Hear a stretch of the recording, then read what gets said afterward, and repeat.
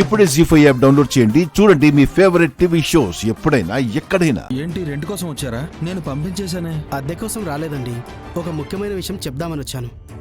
మీరు వెంటనే ఇల్లు ఖాళీ చేయాలి.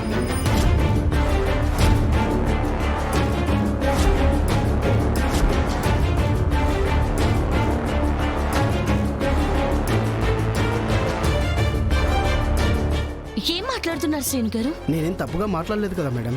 ఇది మీ ఇల్లే, ఖాళీ చేయమండంలో తప్పు లేదు. కానీ దానికి ఒక పద్ధతి అనేది ఉంటుంది కదండి. ఒక నెల ముందు చెప్పడం పద్ధతి కదా. వెంటనే ఖాళీ చేయమని చెప్తే అది కరెక్ట్ కాదు కదా. కరెక్టే మేడం, కానీ నా పరిస్థితి చాలా దారుణంగా ఉంది. వేరే వాళ్ళకి అమ్మేశాను, వాళ్ళు రేపే వస్తామంటున్నారు. సరే అండి, మీ పరిస్థితి మీకు ఉండొచ్చు. అలా అని మా పరిస్థితి కూడా మీరు ఆలోచించాలి కదా. ఉన్న పలంగా ఇల్లు ఖాళీ చేయాలంటే ఎలా చేయాలండి? పోనీ ఒక పని చేయండి, మేము ఎప్పటి నుంచో ఈ ఇంట్లోనే ఉంటున్నాం. మాకు ఇక్కడ అలవాటైంది. అదేదో మేమే కొంటాం, మాకే అమ్మేయండి. అరవింద్ గారు, మీకు విషయం చెప్పాలి. ఈ ఇల్లు 10 కోట్లు చేస్తుంది, కానీ మంత్రి గారి దగ్గర నేను 20 కోట్లు అప్పు తీసుకున్నాను. ఆ డబ్బంతా వ్యాపారంలో పెట్టి మొత్తం పోగొట్టుకున్నాను. ఆయనకు చాలా కాలం నుంచి వడ్డీ కూడా కట్టట్లేదు.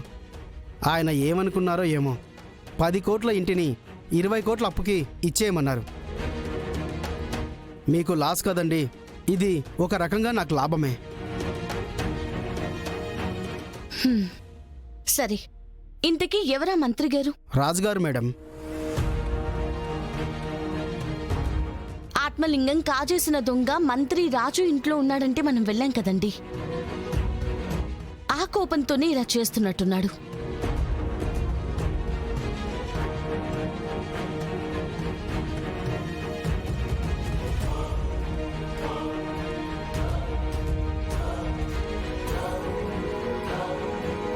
ఆ మాంత్రికుడు మంత్రి రాజు ఒకే గ్రూప్ అన్నమాట. ఆత్మలింగం కోసం ఇల్లు ఖాళీ చేయమంటున్నారా? మీకేం గొడవలున్నాయో నాకు తెలియదు మేడం. ఆ విషయం కూడా ఆయన నాకు చెప్పలేదు. రేపు గనుక ఆయనకి ఇల్లు హ్యాండ్ ఓవర్ చేయకపోతే నేను 20 కోట్లు కట్టాలి మేడం. ఇంటి ఓనర్గా మిమ్మల్ని అడగట్లేదు మేడం, అందరికీ న్యాయం చేసే మా కలెక్టర్ గారిగా ప్రాధేయపడుతున్నాను. కుటుంబంతో పాటు చచ్చిపోయే పరిస్థితి మేడం. మీ కాళ్ళు పట్టుకుంటాను. అయ్యో, ఏం చేస్తున్నారండి? సరే, మేం వేరే ఇల్లు చూసుకొని వెళ్తాంలేండి.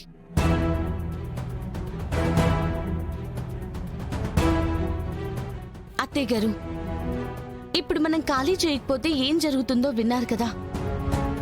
మన వల్ల ఏ ఒక్కరూ బాధపడకూడదు. మనం ఒకరిని బతికించాలనే చూస్తాం, కానీ కుటుంబమే కోల్పోవాలని అనుకోం కదా. మనకిల్లు దొరుకుతుంది, మీరు బాధపడకండి. అయ్యో భగవంతుడా, ఇంట్లో ఉన్న ఆత్మలింగం కోసమే వాళ్ళు ఇలా ప్రయత్నిస్తున్నారు. అది మీకు ఎలా చెప్పాలో అర్థం కావటం లేదు. మేడం, నేను వాళ్ళకి చెప్పేస్తాను. చెప్పండి, రేపే ఖాళీ చేస్తామని. మీ మేలు జన్మలో మర్చిపోలేను మేడం. వస్తాను మేడం.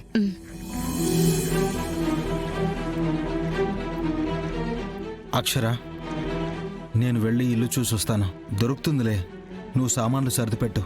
అలాగేనండి, కానీ నా నిర్ణయం సరైందే కదా. నా అక్షర నిర్ణయం ఎప్పుడూ తప్పు కాదు. ఒకరి బాధలో మనం సుఖం చూసుకోం కదా, అది మనం కాదు. నీ నిర్ణయం కరెక్టే.